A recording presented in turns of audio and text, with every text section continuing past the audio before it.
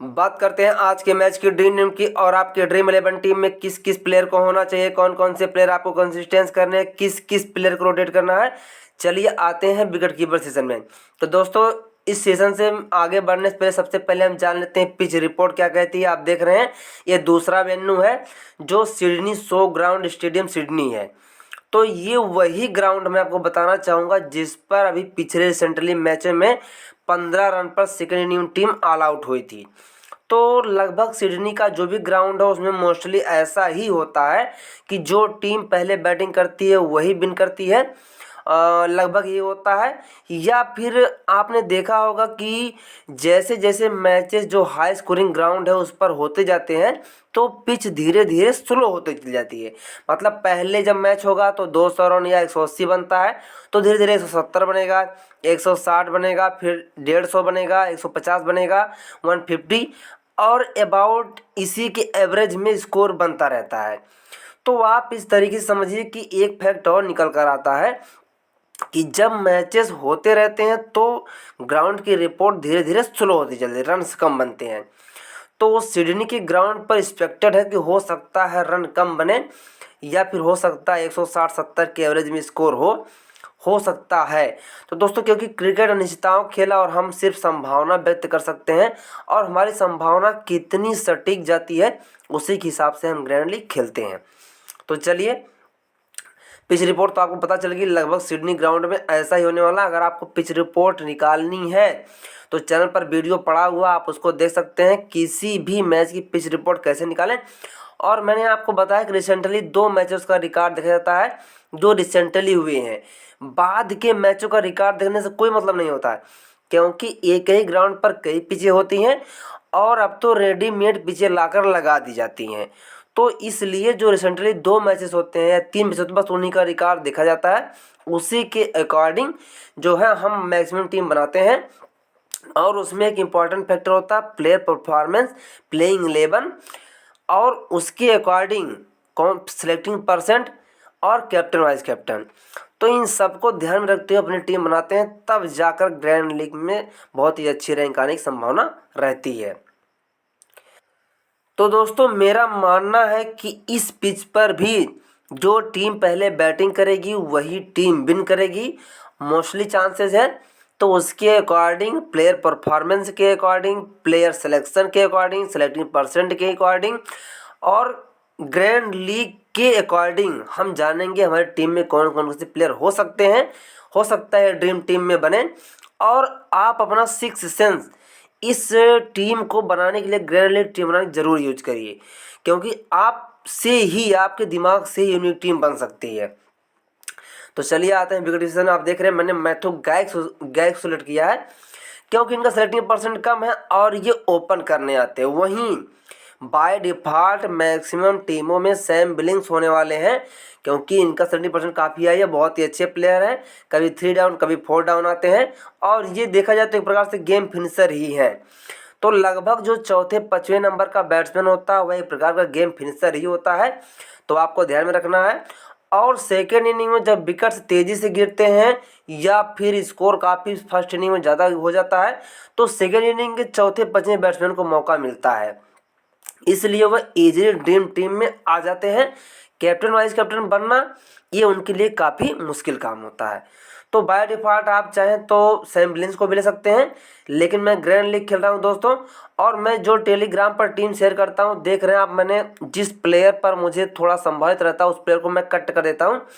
तो आप mark player समझकर आप उसको रोटेट कर सकते हैं जिसकी आपकी इच्छा कहे। बाकी वह टीम सिर्फ लर्निंग के लिए होती है, अगर आपको अच्छा लगता है तो आप उस टीम को लगा भी सकते हैं, लेकिन मैं चाहूँगा उसको आप चेंजेस करके लगाएं क्योंकि बहुत से लोग उस टीम को देखते हैं, हो सकता है कुछ लोग कॉपी भी करते हो, इसलिए आपको कुछ ना कुछ चेंजेस करके अपने अकॉर्डिंग जाना चाहिए।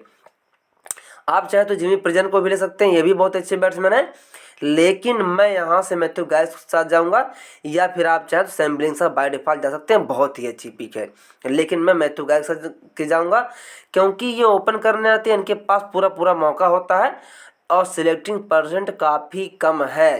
देखिए दोस्तों ये प्लेयर बेकार बिल्कुल भी नहीं है, बस लोगों का विश्वास सिर्फ इस प्लेयर पर कम है कि ये चलेगा नहीं या फिर बहुत कम रन बनाएगा, लेकिन प्लेयर में कोई भी कमी नहीं है दोस्तों, बिल्कुल इक्वल प्लेयर है।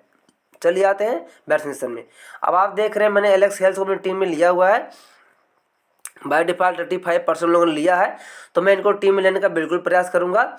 और वहीं कॉलिन मुनरो, मैं इनको अपनी टीम में रखने का प्रयास, क्योंकि बहुत ही अच्छी हिटर है और सिडनी के ग्राउंड पर कमाल कर सकते हैं। और मैक्स ब्रायन, ये भी बहुत ही अच्छे प्लेयर हैं और ये भी इजीली ड्रीम टीम में या फिर ओपन करने आते हैं, तो ये बहुत ही अच्छे पिक रहेगी, ग्रैंड लीग पिक रहेगी, तो मैं इनको अपनी टीम में ट्राई करूँगा। आप चाहें तो यहाँ से रेल रूसो को भी कॉलिन मुनरो के स्थान पर ट्राई कर सकते हैं, या फिर आप चाहें तो मैक्स ब्रायन के स्थान पर एलेक्स रॉस या फिर आर वाइटली, जो कि बॉलिंग भी पार्ट टाइम कर लेते हैं, आप इनको भी अपनी टीम में ट्राई कर सकते हैं। तो आर वाइटली ये बॉलिंग भी पार्ट टाइम कर रहे हैं और बैटिंग ये जो चौथे 5 नंबर पे आते हैं, तो आपको पता ही है। तो बाय डिफ़ॉल्ट आप चाहें तो यहाँ से एलेक्स रॉस, लेकिन मैं मैक्स ब्रायन को अपनी टीम में ट्राई करूँगा क्योंकि बहुत ही अच्छे प्लेयर हैं। और यहाँ से मेरी टीम में दोस्तों कॉलिन मुनरो होने वाले हैं, तो आपको जिसको लगता है रोटेट करने के लिए उसको आप कर सकते हैं। और मैं अपने टेलीग्राम पर एक टीम शेयर करता हूं, अगर आप जुड़ना चाहते हैं तो लिंक वीडियो के डिस्क्रिप्शन बॉक्स में है, वहां से आप जुड़ सकते हैं। चलिए आते हैं ऑलराउंडर सेशन में। बहुत ही इंपॉर्टेंट सेशन, दोहरा पॉइंट देने वाला सेशन यही होता है। कैप्टन वाइस कैप्टन का भी इम्पॉर्टेंट सेशन यही होता है। अब देखिए, इसमें मेरी ग्रैंड लीग पिक है मैथ्यू रेंसा, क्योंकि 24% सिलेक्शन और एक कभी भी अपने कोटे के 1 या 2 ओवर कर सकते हैं, क्योंकि है तो ये ऑलराउंडर ही, और ऑलराउंडर का कोई भरोसा नहीं है कब वो है बॉलिंग कर दे पूरे अपने कोटे के ओवर, या फिर 1-2 ओवर कभी भी कर सकते हैं। डेनियल सम्स इंपॉर्टेंट पिक है, क्योंकि ये अपने कोटे के 3-4 ओवर कर ही रहे हैं और इनका क्रम भी बीच में आता है बैटिंग का, तो इसलिए इंपॉर्टेंट है। मिचेल नेसर, ये भी आप देख रहे हैं 2 मैचों से कमाल कर रहे हैं। और जब इन्होंने खेला था, देख रहे हैं दोस्तों कितना सेलेक्टिंग परसेंट था 23, तब मैंने कैप्टन बनाया था और ये लगातार बहुत ही अच्छा परफॉर्मेंस करने जा रहे हैं। आप चाहें तो यहाँ से मैथ्यू रेंसा को ड्रॉप करके जेम्स ब्लेजली, बहुत ही अच्छी पिक है दोस्तों, और मैं जेम्स ब्लेजली को अपनी टीम में ज़रूर ट्राई करूँगा। फिर से ऐसे प्लेयर जिनका सेलेक्टिंग परसेंट काफ़ी कम होता है, जिनके पास पूरा पूरा मौका होता है, वह जब कैप्टन वाइस कैप्टन बनते हैं तो आपकी टीम एक तरफा चलती है, क्योंकि सेलेक्टिंग परसेंट कम होता है। इसलिए सेलेक्टिंग परसेंट कम का मतलब मैंने आपको बताया है कि सपोज करिए कि एक प्लेयर जिसको 20 लोगों ने पकड़ा है, अगर वह परफॉर्म करेगा तो कितने लोग ऊपर जाएंगे? सिर्फ 20 लोग ही जाएंगे। और वहीं दोस्तों बैट्समैन सेशन में एक प्लेयर जिसको 85% लोगों ने पकड़ा है, जब यह आउट होगा तो कितने प्लेयर नीचे जाएंगे? 85 लोग नीचे जाएंगे। यही सेलेक्टिंग परसेंट का कुछ इंपॉर्टेंस होता है फैंटेसी में, जिसको आपको समझना चाहिए। तो मैं जेम्स ब्लेजली को अपनी टीम में जरूर ट्राई करूंगा। चलिए आते हैं बॉलर सेशन। मार्क स्ट्रीट की मस्ट पिक देख रहे हैं, ओपनर डेथ के बॉलर हैं, तो काफ़ी कंसिस्टेंट विकेट भी निकाल रहे हैं, तो ये भी टीम की इंपॉर्टेंट पिक बनते हैं। और यहाँ से मैंने जी संधू को लिया है, बहुत ही अच्छी पिक है दोस्तों, क्योंकि ये डिफ़ॉल्ट पिक भी बनते हैं, इसलिए मैंने टीम को लिया। और नाथन मैकेंड्रू बहुत ही अच्छे प्लेयर हैं, ऑलराउंडर है समझ लीजिए आप, इनको बॉलर सेशन में रखा गया है और ये बहुत लंबी अच्छी खासी हिटिंग करते हैं, तो इसलिए मैं इनको अपनी टीम में ट्राई करूंगा। और आप चाहें तो ब्रेंडन डॉकेट के स्थान पर, चूंकि ये ऑप्शनल है, इनको मैंने अपनी तरफ से ऑप्शनल रखा है, फर्क की उपलब्ध नहीं, तो आप मैथ्यू कोहनेमैन को भी सिलेक्ट कर सकते हैं, मिचेल सोयपन को भी ले सकते हैं। ये ऐसी ग्रैंड लीग पिक है, जब आपकी टीम ऊपर जाती है तो आपकी टीम के आगे जो भीड़ रहती है दोस्तों ना, उसको हटाने के लिए प्लेयर प्रयोग किए जाते हैं। मिचेल सोयपन, कैमरून ग्रीन हो गए, क्रिस ग्रीन हो गए सॉरी, और यहाँ से मिचेल सोयपन, और यहाँ से ब्रेंडन डॉकेट, या फिर ऑलराउंडर सेशन से मैथ्यू रेंसा। और बाय डिफ़ॉल्ट पिक जो बनती है दोस्तों, ये यहाँ से सैम बिलिंग्स बनते हैं, और बैट्समैन सेशन से रेली रूसो। तो आपको जिसको लगता है कि ये प्लेयर बन सकते हैं उनको आप ट्राई कीजिए, लेकिन जिसके पास मैक्सिमम चांस है आपको उस प्लेयर को ट्राई करना है। और ग्रैंड लीग में सबसे इम्पॉर्टेंट फैक्टर होता है सेलेक्टिंग परसेंट और कैप्टन वाइस कैप्टन। जिसका सेलेक्टिंग परसेंट काफ़ी कम है और जिसके पास पूरा पूरा मौका होता है, उसी को कैप्टन वाइस कैप्टन ट्राई करना चाहिए। और उसमें सबसे इम्पॉर्टेंट होता है दोस्तों टीम कॉम्बिनेशन, मतलब टीम आपकी कॉम्बिनेशन में है या नहीं है। मतलब अगर आपने ओपन के दोनों बैट्समैन लिए हुए हैं तो ओपन के दोनों बॉलर को नहीं लेना है, जो ओपन का बॉलर है डेथ ओवर करता सिर्फ एक बॉलर को लेना है। और आपको ये भी ध्यान में रखना चाहिए कि जो फर्स्ट इनिंग होती है, फर्स्ट इनिंग के बॉलर को ही डेथ बॉलर कहते हैं, सेकेंड इनिंग के बॉलर को डेथ बॉलर नहीं कहते, क्योंकि सिचुएशन के हिसाब से उससे ओवर कराए जाते हैं। क्योंकि अगर ज़्यादा रन है तो उससे ओवर मिडिल में कराए जाएंगे, कम रन से बनते हैं तो शुरुआत में ही विकेट लेने के लिए करवा दिए जाते हैं। और जो इम्पोर्टेंट बॉलर होता है उसे सामने का बैट्समैन क्या करता है, फर्स्ट इनिंग में रोक कर खेलता है, फर्स्ट इनिंग में। लेकिन सेकेंड इनिंग में उसके पास कोई भी ऑप्शन नहीं होता है, इसलिए वह रोक कर नहीं खेल पाता और उसे हिटिंग करनी रहती है। तो जब इन सभी बातों का आप ध्यान रखेंगे कि इंपॉर्टेंट बॉलर को रोक कर खेलना और उसके बगल में जो बॉलर होता है उससे फ़ायदा मिलता है उसका, तो इन सभी फैक्ट का जब एक आप कॉम्बिनेशन बनाएंगे तब आपकी एक बेहतरीन ग्रैंड लीग टीम तैयार होगी। क्योंकि ग्रैंड लीग में काफ़ी रिस्क होता है, इसलिए आपको वही पैसा लगाना चाहिए जिस पैसे के जाने से आपको कोई भी दुख ना हो। और जब भी आप ग्रैंड लीग विन करेंगे दोस्तों, तब भी आप अपने दिमाग से विन करेंगे और आपको कोई भी ग्रैंड लीग विन नहीं करवा सकता। टिप्स आपकी जहाँ से इच्छा कहे तहाँ से लीजिए, जितना सीख सकते हैं उतना सीखिए। दोस्तों मेरे पास जो भी मैं सीखता हूँ या जो भी मेरे पास नॉलेज है, जो भी मेरे पास 4 ईयर के एक्सपीरियंस है, मैं उसके अकॉर्डिंग आपको जो भी टिप्स प्रोवाइड करा पाता हूँ वो देता हूँ। और जो भी मैं सीखता हूँ वह भी आपके साथ शेयर करूँ। जैसे देखिए, जो इम्पॉर्टेंट फैक्टर होता है जहाँ सेलेक्टिंग परसेंट कम है और वही प्लेयर बनते हैं, बस उस इंस्पेक्शन को हम पकड़ नहीं पाते हैं, तो धीरे धीरे कोशिश करते हैं और जो भी फैक्ट मिलते हैं आपके साथ शेयर करते हैं। और कैप्टन वाइस कैप्टन में बाय डिफ़ॉल्ट पे देखिए दोस्तों, डेनियल सम्स और मिचेल नेल्सन बाय डिफ़ॉल्ट बनते हैं। रिस्की कैप्टन में आपके जेम्स ब्लेजली हैं और यहाँ से नेथन मैकग्विगन हैं।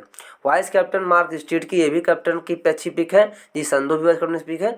तो मेरे हिसाब से कैप्टन वाइस कैप्टन में देखिए Daniel sums, Mitchell Nelson, James ब्लेजली और नाथन मैकएंड्रू, ये आपके 4 ऑप्शन बहुत ही बेस्ट हैं। और जी संधू और मार्क स्ट्रीट की भी ऑप्शन बेस्ट है। बाय डिफ़ॉल्ट कैप्टन अब आपको डिसाइड करना किसको कैप्टन बनाना है, क्योंकि देखिए आप ही ऐसे हैं कि मतलब आपका दिमाग ही ऐसा यूनिक चीज़ है जिससे आप यूनिक टीम बना सकते हैं। क्योंकि अगर मुझे लगता है कि जेम्स ब्लेजली कैप्टनशिप बनेंगे, सेलेक्टिंग पर्सन कुछ भी हो दोस्तों, मैं उनको बनाकर जाता हूँ। क्योंकि अगर वह टीम कॉम्बिनेशन में होती है, अगर वह चलेगी तो बहुत ऊपर जाएगी, नहीं चलेगी तो दोस्तों तो पैसा तो जाना ही जाना है। इसीलिए कहता हूँ रिस्क है, इसलिए आपको वही पैसा लगाना चाहिए। और अपनी टीम अपने दिमाग से बनाइए, किसी के दिमाग से नहीं, क्योंकि किसी का दिमाग कुछ कहता है और अपने दिमाग से बना हुई टीम ही रैंक 1 जा सकती है। किसी के दिमाग से बनाई हुई टीम रैंक 1 आज तक गई नहीं है दोस्तों, यही रियल फैक्ट है।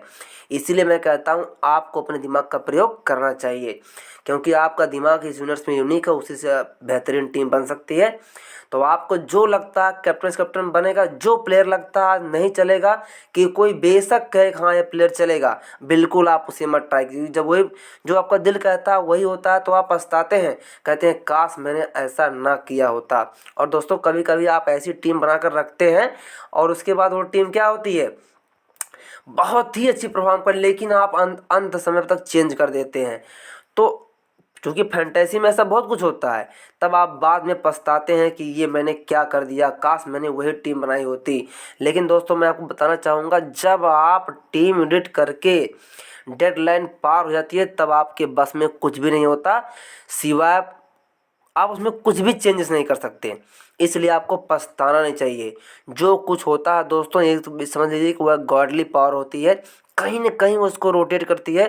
कभी दोस्तों टाइम मिला तो आपके साथ ज़रूर कुछ बातें शेयर करूँगा साइंस एंड टेक्नोलॉजी की, क्योंकि मेरा सब्जेक्ट था जब मैं पढ़ता था, तो साइंस और टेक्नोलॉजी मेरा बहुत ही रुचिकर इंटरेस्टिंग सब्जेक्ट था। तो मैं उससे कुछ अनसुने तथ्य जो हो सकता है आप लोग उसमें कुछ जानते हो नहीं जानते हो, तो कभी शेयर करूँगा। तो दोस्तों, तो अगर आपको वीडियो पसंद आती है, आपको हेल्पफुल लगती है, तो वीडियो को लाइक ज़रूर करना दोस्तों। और चैनल पर नए हैं तो चैनल सब्सक्राइब कर लीजिए। मिलता हूँ नेक्स्ट वीडियो, तब तक के लिए बाय दोस्तों।